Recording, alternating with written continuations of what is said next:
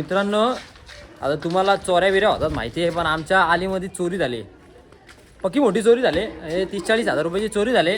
ते गल्ला होता, गल्ला दाखवतो आम्हाला. वजनावरती कशी चोरी केली ना ते सांगतो तुम्हाला, दाखवतो बघा. आमचे मालक बसले इथं, ही मालक आहे त्या गल्ल्याची मालक ही आहेत का गल्ले? एक आहे ना, दाखवतो आम्हाला, तुम्हाला दाखवतो बघा. आता बघा का, हा बघा, हा एक गल्ला आहे.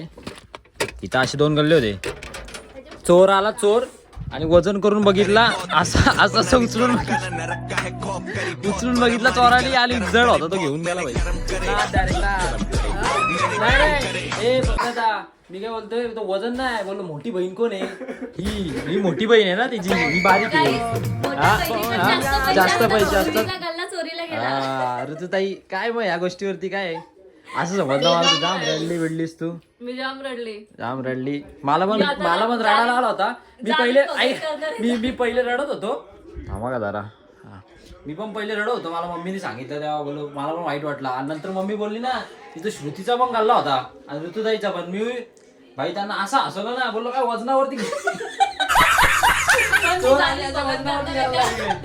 ज्यांनी कोणी घेतलं त्याला तुला बिला उलट्या बिलट्या सगळ्या लागायला पाहिजे.